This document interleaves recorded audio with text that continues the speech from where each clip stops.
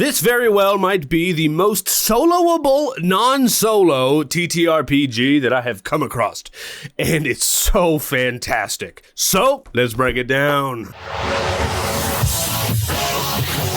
Well, hi, hello, everybody. My name is Turk. Welcome back to the Grouch Couch. Around here, we do all different kinds of solo TTRPG things, but today, that's right, we're talking about the Land of Eem. And, of course, how I think you should solo it. At least giving some tips on how I plan to solo it in the upcoming Land of Eem campaign that I'm going to be doing right here on the channel, okay? So this is kind of also going to serve as a pseudo session 0, talking about how I'm doing this and talking a little bit about my character. Now, before we get into all that jazz, I do need to give a couple little bit of shout outs here. I gotta mention my boys at Exalted Funeral because about a month or so ago, they actually sent this whole box set of Land of Eem over to me to the purposes of making some video content on it. So thank you guys so much for doing that. And everyone else watching, there will be links down in the description where you can get the Land of Eem for yourself if you're interested, all right? And of course, we must shout out our channel members and Go-Fight supporters because you guys, we get to remain authentic and awesome right here on the channel. So thank you so much for supporting the dang old show. I really do appreciate it. Now, a lot of times whenever I'm getting into a RPG, I'm learning about it, doing things about it. Well,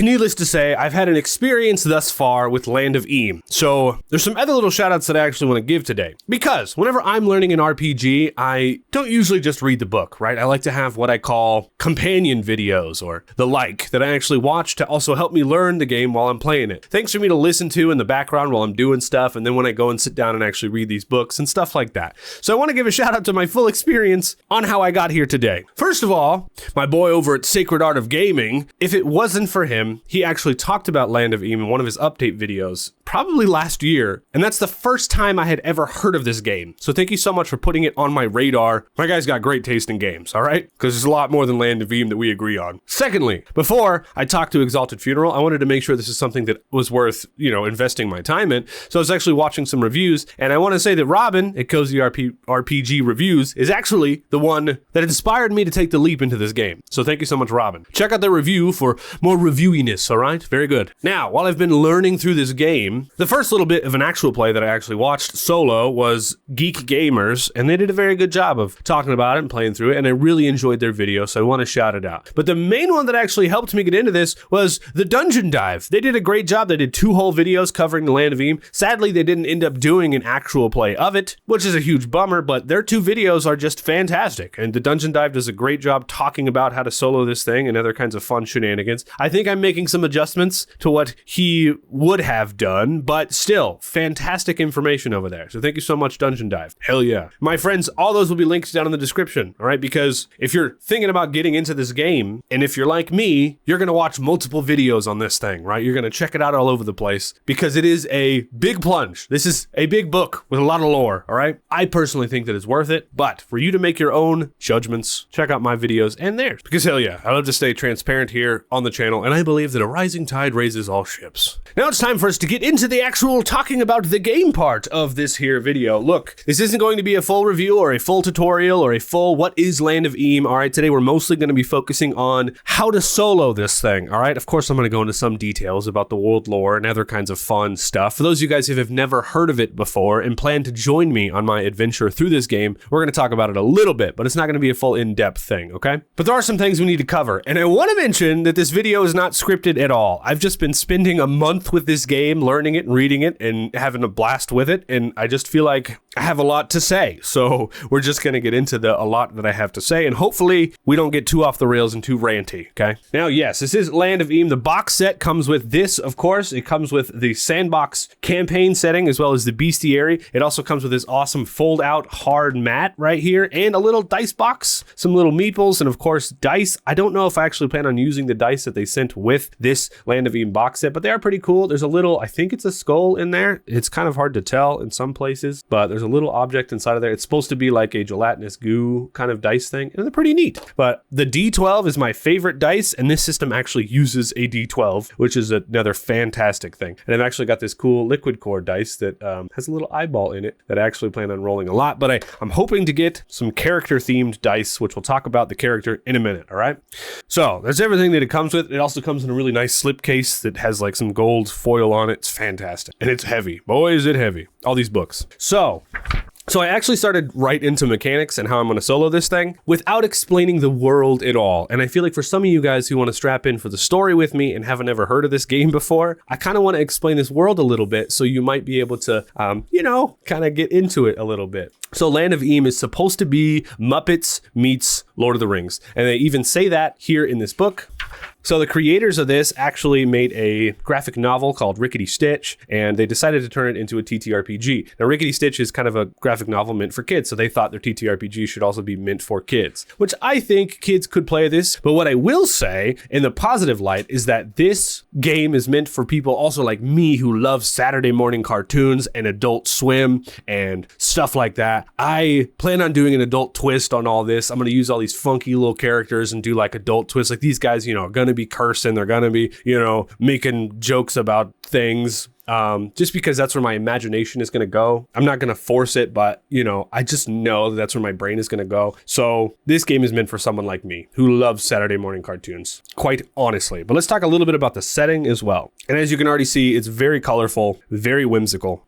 But Eem is the land of color and wonder, a world with many storied regions and realms, teeming with diverse cultures, characters, and creatures. Eem is also a land in decay, for the great civilizations of the past have crumbled long ago at the hands of the mysterious Gloom King. Ever since, the world has declined into an untamed, unchecked land filled with all manner of monsters, fiends, fearsome warlords, and most recently, greedy tycoons, which is one of the reasons I'm really interested in this. It's so funny. Anyways, ushering in a unruly industrial age called the Dungeon Era. So we're technically playing in the southern, they call this is the southern region of Eem, right? So this map's going to go up way more once they expand on it, if they ever do. But in this game, we're going to be going location to location and discovering stuff. This is going to be a game about discovery.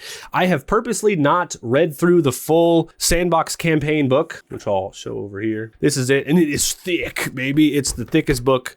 This is a whole campaign, right? Full of NPCs and locations and all other kinds of stuff. I have purposely not read through this whole thing because our game is going to be a game of discovery, okay? We're going to go into this world. We're going to find some fun stuff. We're going to talk to the weird people. That's what we're going to be doing. So I don't want to memorize it purposely. But another fun thing to think about in this is that actually I think humans are the rarest species in this world. But these are a full example of some of the folk that we actually have in here. There's actually a couple more. We're playing a bird person. In this game, they call it a Welkin. And I really, really love in this game a lot of their monsters and stuff like that. They've actually come up with new names and they've actually customized them in a way that it doesn't feel like a copy-paste job of some of the big guys. It actually feels like they came up with some new stuff, actually used their creative brains, and it's really, really cool. All right. It's fantastic. And on top of this, on their Patreon, there's actually a full list of more playable species that you can actually play as, which I think is fantastic. All right. So I wonder if there's anything else about this world that I really want to show off to you guys before we start talking about the world. All right. And the mechanics and how we're going to be doing this. There are dragons. It's fantastic. Little mushrooms and other kinds of fun, awesome creatures. I'm a sucker for some cool art for awesome creatures. Look at the snag bunny. Oh my Lord. Oh, that's so cool. All right. Yeah. Okay. I think that's it. Back to the mechanic bit. The reason we're going to start from the top here. One of the main reasons I think that this game is so soloable, okay, just in my opinion, we're going to get right over here to the dice mechanics part of this. All right. These are the dice mechanics. And also, I do have it up over here, so we can actually look at it here. Yeah, I made a fun little overlay that we're actually going to be using. We'll talk more about it in a minute during the actual play. I just feel like this is going to be useful for some ideas that I have. But the checks and skills, one of the reasons this is so soloable, I feel like, because the checks are on like a range. It almost reminds me of other solo games that I've played before. Whenever you make a check, you don't just succeed or fail. This game actually encourages you to fail with a plus or succeed with a twist or complete success, which might give you some extra stuff, right? It even has full examples here in the book itself, right? Failure with the plus. Picking a locked door. A player character fails to pick the lock, but notices another more perilous way inside, right? So we're failing forward, even with our checks in this game, right? So it isn't just yes or no. And that is going to help push our solo story forward, right? We don't just, lockpick the door? Cool, we do, we get inside. No, there's more that's going to be added on while we're making those checks. And I feel like that's super important for any kind of solo game. And I know that they probably designed this, just to help the younger role players kind of get through a game. But I think for solo, it's just fantastic. More so than this, I have actually created something. And I don't know if I can put this up anywhere or anything else like that. But this is a solo solo oracle that I actually came up with. I haven't printed it yet, but I do plan on printing it. I put it together in the style of the Land of Eem stuff, just because I thought, it'd be a little more themey, be a little bit more fun, all right? But we're literally using our yes or no oracle, because you're still going to need a yes or no oracle while you're soloing. And there are, hundreds of them out there. You can pick and choose whichever one you like, but I wanted to make one that was like this game, right? I wanted it to be in the dice mechanics of this game, something that just kind of feels like it would fit fluidly, you know what I mean? So I came up with this, I kind of put it together, but it literally uses the dice mechanics, all right? You roll your D12, and if you fail, you're going to get a complete failure, which is a no and. If you fail with a plus, you'll get a no but, right? Yes, but, etc. Also,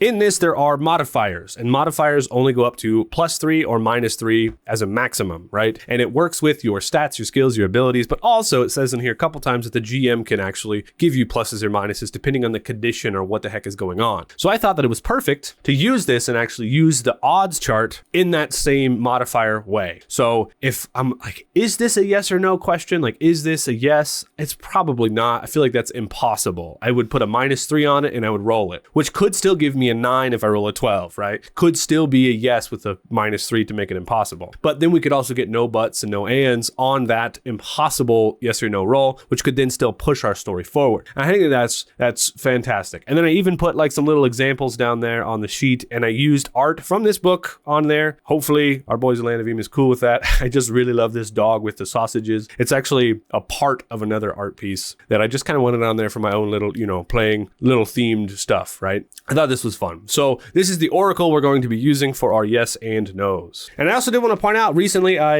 actually learned that there is a Land of Eem Discord that I'm not even in yet, but on the recent Patreon post that Land of Eem did, they talked about it. It's like, oh, so I'm actually going to join that this week. I may have more Discord things to say next week when we start our series, all right? So keep an eye out for that, because we are going to be going through this game. We're going to be learning and we're going to be playing as we're playing over the course of our solo campaign that we're going to be doing. So if you want to completely learn, stick in for the ride. And I hope you enjoy the character, and I hope my story is something that'll interest you. Yes. The second reason that I think that this game is so soloable, and how you should probably solo it, is that it's a exploration game. I talked about it a little bit in the lower bit, but we're exploring this world, and this world is flesh full of just stuff. The campaign book, like I said in the beginning, is just huge, man. Like rock the camera, set it on the table, huge, all right? And it comes with this fantastic map. And the idea of this game is that you're actually doing a little bit of like a mechanic heavy kind of like, see if I can show you, hex crawl here, right? So we're going to be going through each one of these hexes that is actually on this map right here.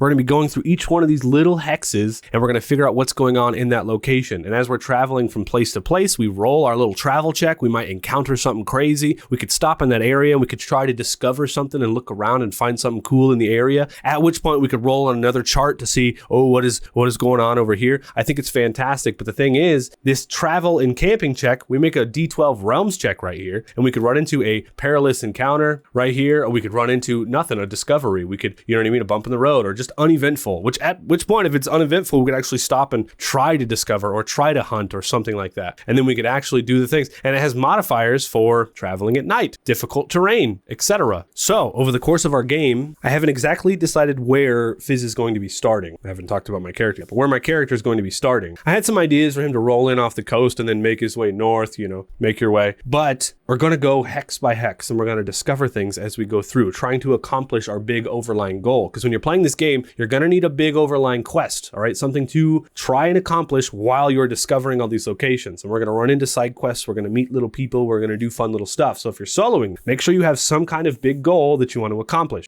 But the fact that we can just go hex by hex and just discover stuff and then interact with whatever is happening there is awesome. It's almost like board game-esque in this, right? Where you're playing on a board and you're just going place to place, and you move one of your little meeples from one location to another, and you're just discovering stuff as you're going across this map. And it's fantastic. So then, what pushes this over the edge? Well, I don't know when it's released. I have no idea, but there's another PDF and they talk about it a lot apparently. And even the Dungeon Dive talked about it a little bit. The Mucklands Book of Random Encounters. So on the side here, we actually have our little table of contents, but let's say we're in the Drippy Downs, right? And we make our travel check and we run into a perilous encounter. At that point, we're going to roll on our perilous encounter roll chart and we're going to see what happens, right? So let's say we get a 30 or a 32. A werewolf by the name of Olganak the Dyer slouches chained to a tree. Anyone who looks into his eyes must make a metal check to resist setting him free. So now we're encountering a werewolf that could become an adversary, could become a companion. You know what I mean? Now we got to deal with this werewolf that we've just run into and we get to role play on that a little bit, right?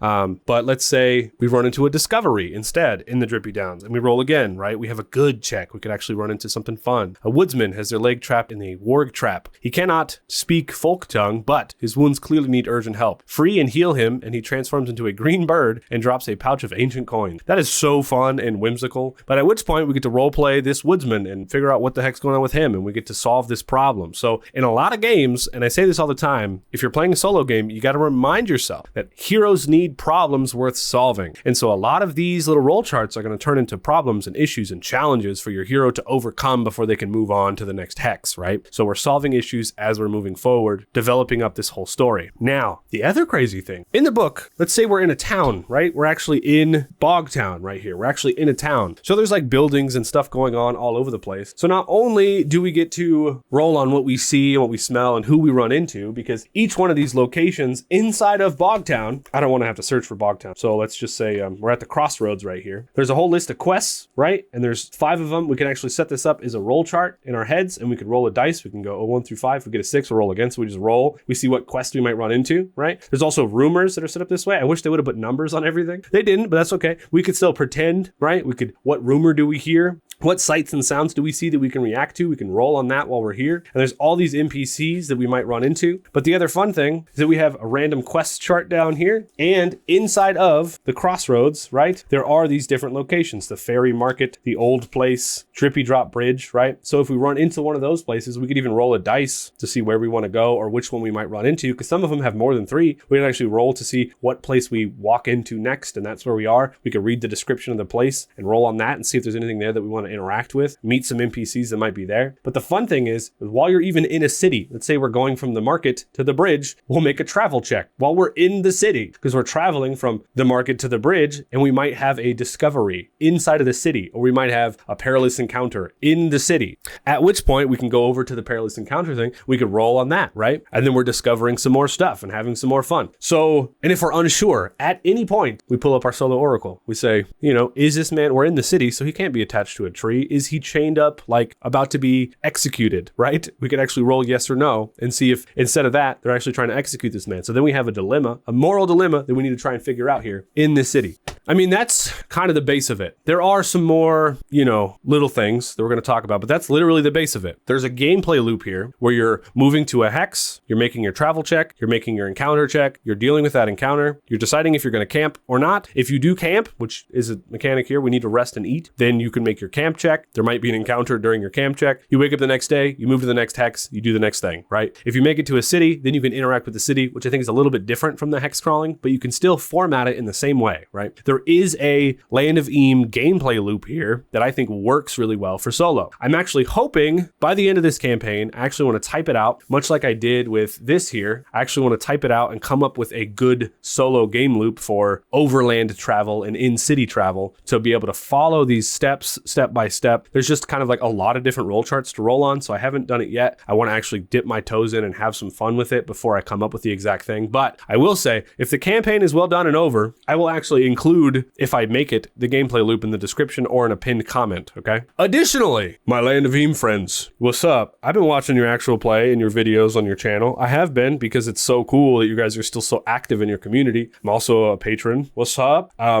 want to say, if you want to develop out some official solo rules here, I am so down to help and I'm so down to get involved. Just hit me up. Let's do it. Absolutely. Okay. But I might make some pseudo ones, all right, that you guys might be able to get access to or whatever have you. Now, I say pseudo because they'll be unofficial. That's kind of what I meant. Unofficial ones that I might use, right? I have some more things to talk about, but I think before I do, we need to talk about our character and what the heck we're going to be doing in this here game, all right? I'm really excited about it, honestly, truthfully. Let's move this out of the way. A lot of literature. So as you can see, we're going to be using a mix of digital and physical stuff, only because there isn't a physical copy of this here Book of Random Encounters. There is not a physical version of that, which is okay. So we're just going to use it digitally. I want to get some more printer ink so I can print it, all right? I did absolutely think about putting a digital map up on screen and using digital tokens to move across the hex. I thought about that a lot. I might still do it. I don't know, because I really love playing with physical stuff. I love immersing myself in worlds, really, honestly, truthfully. So we're going to be using this a lot. These little meeples here,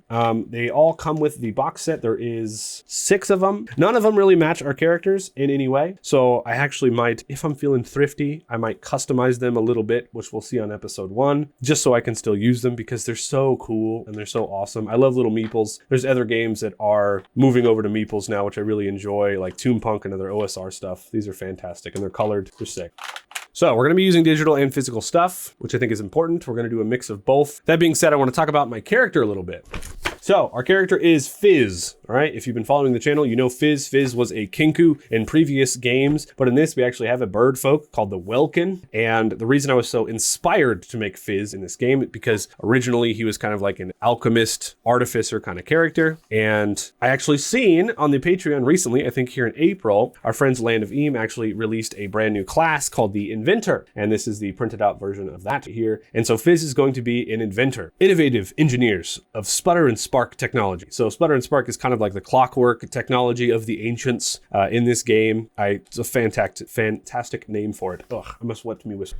So inventors are often swimming in gear and accompanied by mechanical companions. Now, if you guys know me, you know how much I love companions. There's another class in this game called the Dungeoneer, which is one of the homies' like favorite class of all time, but the Dungeoneer actually comes with a underling, right? And in solo play, having an underling or having a companion of some kind is super important, I feel like, not only for solo reasons, but for mechanical reasons. So you could even go as far as to make a second character sheet and to consider that your companion to be able to bring with you for extra stuff. And you could do it in such a way where it's kind of like, this is my perk from my Dungeoneer class, but you know, he's a full character instead of just being an underling. And I think that's fine. You could absolutely do that. But they utilize integrity and knowledge of science to craft wondrous solutions to impossible challenges. The reason I was so inspired by this was because of their intense crafting system. So while we're going across our discoveries, we're figuring things out, we can actually stop and we can hunt for components. And they have whole full-on roll charts for components. So we have finding components here. We make a wilderness check, we can fish, we can pick herbs or hunt, we can find components for things. We have a full list of components from the locations that we're in. So it's not just random crazy stuff. If we're in a specific location, we could actually roll on that specific location to see what we might find, which is very cool. There are beast components, elemental components, fish components, believe it or not. But the one that I'm the most excited for is actually the alchemy recipes, because Fizz was originally a alchemist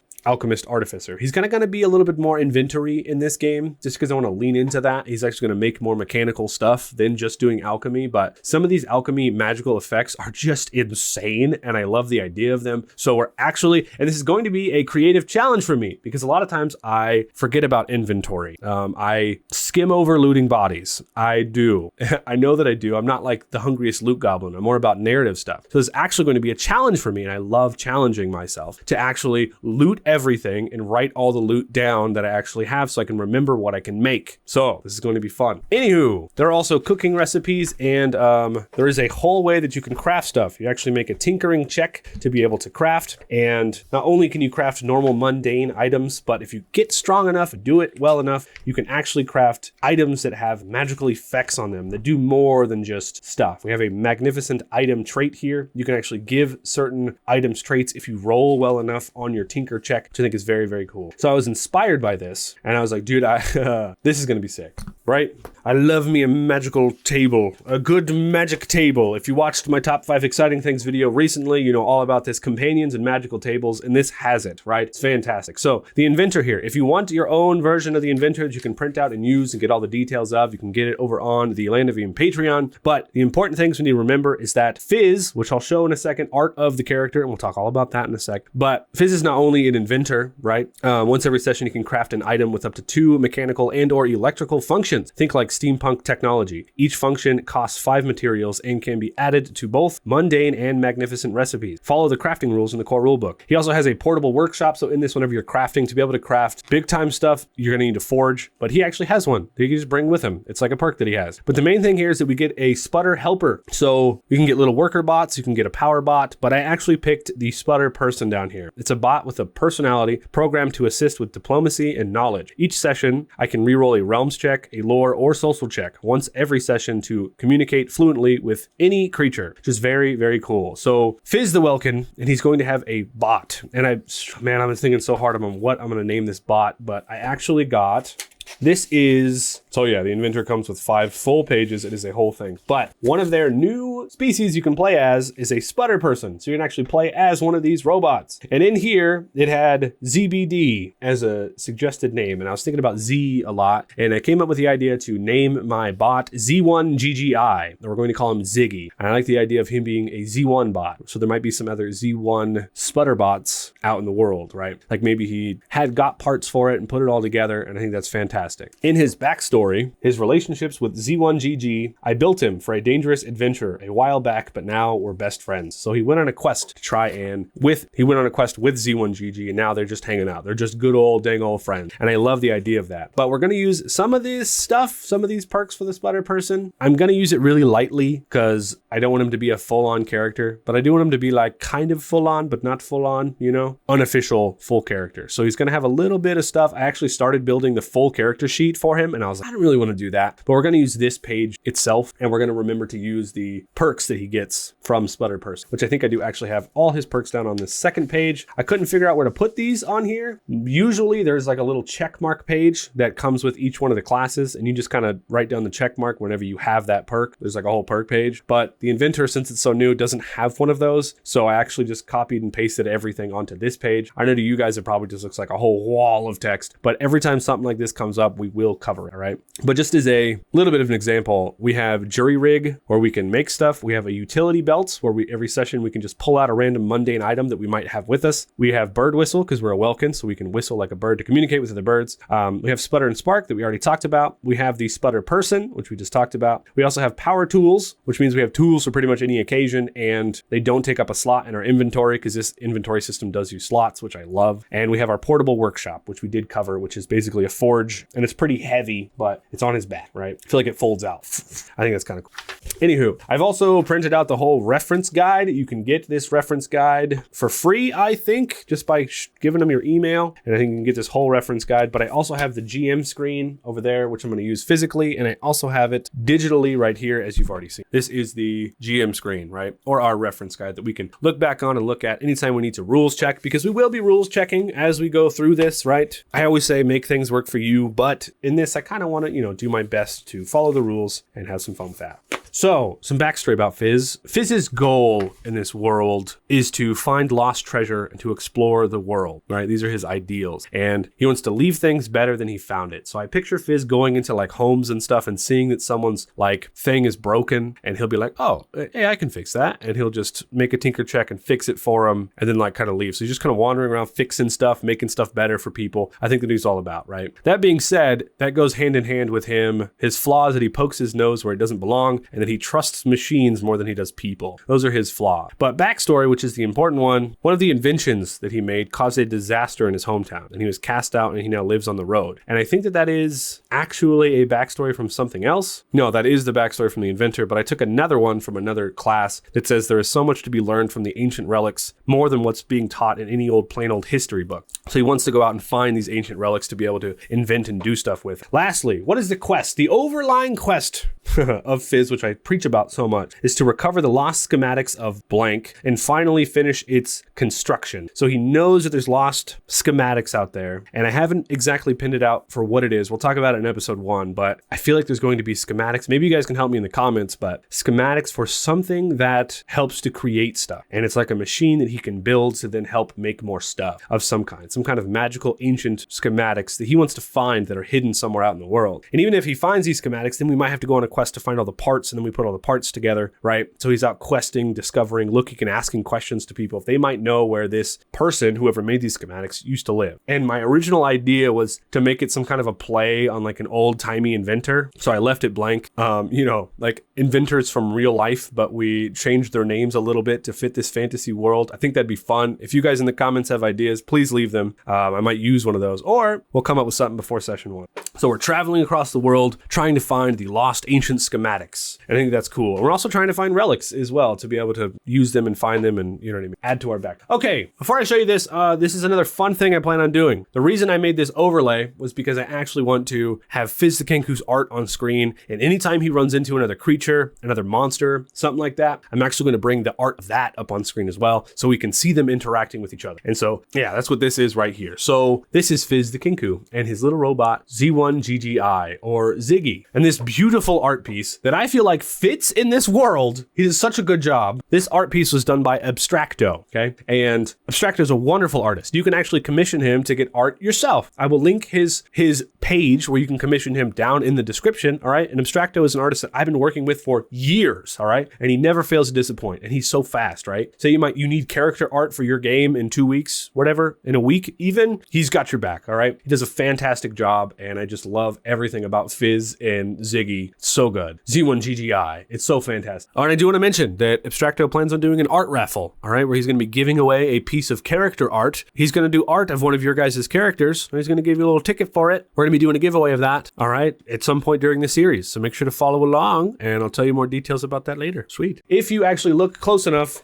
I sent him the example of the artwork from the book of the sputter person, and he relatively copied it a little bit, right? And actually made Z1GGI fit in this world in his own style. I think that it's friggin' fantastic, right? So the Welkin in this game are kind of colorful looking birds, but I still wanted Fizz to be a crow in a sense. I wanted him to be a Kenku because that's what he's always been. If we look at past artwork, I'll pull this up here for us. This is the Turk's Imagination. This is the table mat that Abstracto did as well. He did all the art on this. This is Fizz on the table mat. You can actually get this mat on our merch store right now if you want it. I just think it's fantastic. So even in previous iterations, he kind of adjusted it a little bit, I feel like, to make it fit in this world. And I think he did such a good job. It's fantastic. So, but even in previous iterations, he's always been a crow. And I have a crow mask because I have a full-on cosplay of Fizz that I've actually worn and played and did at cons and conventions and stuff like that. A lot of fun. I actually have like a whole chest piece full of potions and like a backpack. I have like feathery arms, the whole thing.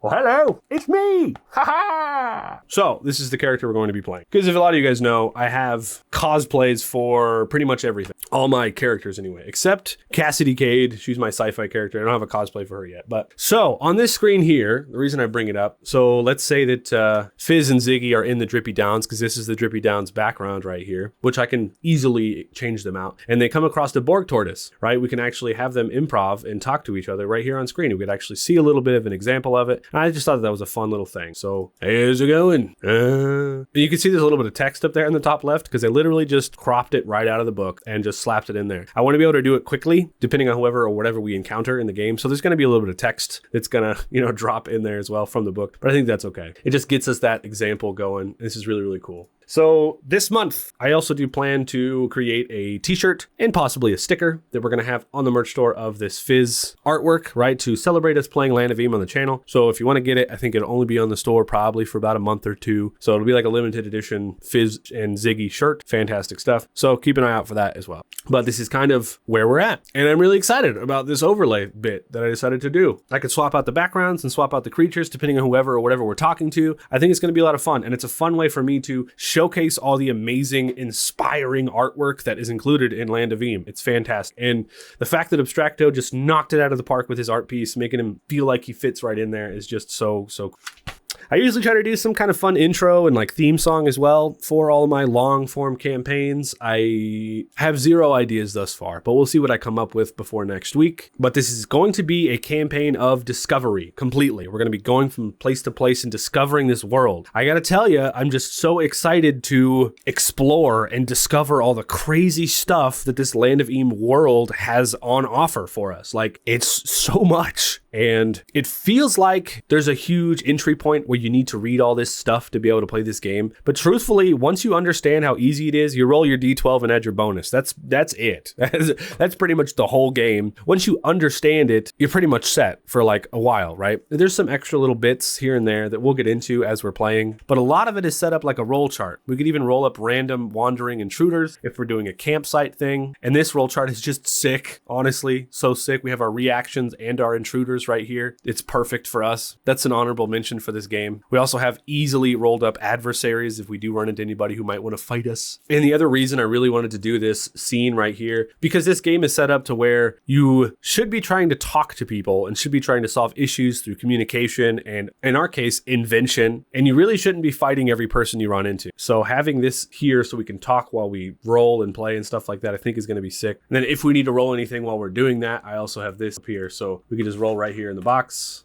We're good to go. I thought about green screening my dice box. We'll see if that happens. But just fun little stuff. Goodness, I didn't script this at all, so I really hope I said everything I intended to say. You guys, I'm very, very excited for Land of Eem. I think it's going to be very soloable. I think I'm going to learn more about how I'm doing it as I play it. I hope this was a good enough introduction. I do really want to give a big shout out to the Land of Eem Patreon and the fact that they're still releasing stuff for this game. It makes me so much more excited for it. And how everything is just set up like a roll chart and a hex crawl, I think is just fantastic. It really is a lot of literature. These books are huge, but if you do it with discovery, you really don't need to read and memorize every single location. You kind of just need to get a good base knowledge of the rules and then make sure you have your quick start guide at hand to be able to play, and you can get into it super easy. There are some more things with the character that we're going to talk about in episode 1 once we start rolling some dice and having some fun. I didn't want to just go all abilities and mechanics about the character in this video, so we're not doing that, but I'm extremely hyped, and I hope you guys are as excited as I am, because we're going to be having a lot of fun with this system for the course of the next month or two, really truthfully. And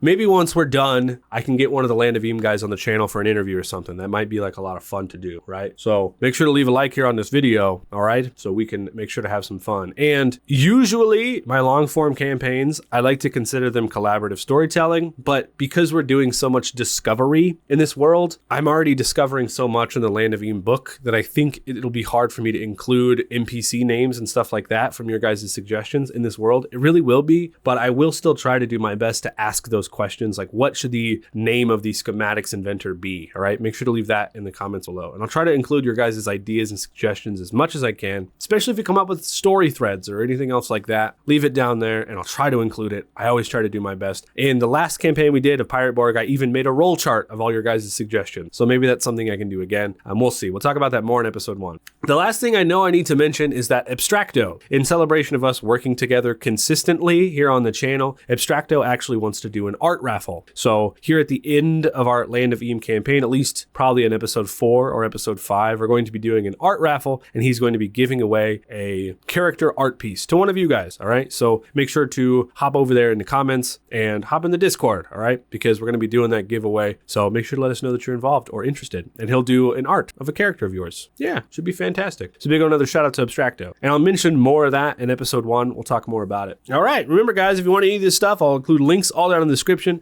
If you want to learn more about Land of Eem, I'll include some more video things that I think are fantastic resources for you guys down in the description, the ones that I used that got me into this game, and as well as links to all the books and everything else like that, all right?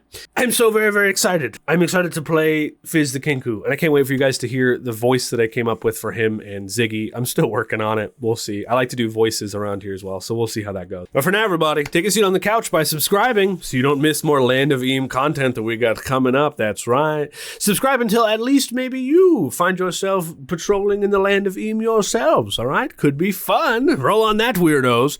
And I'll see you next time. And one last time, shout out to the channel members and Ko-Fi supporters on the end screen. You guys rock. Toodaloo!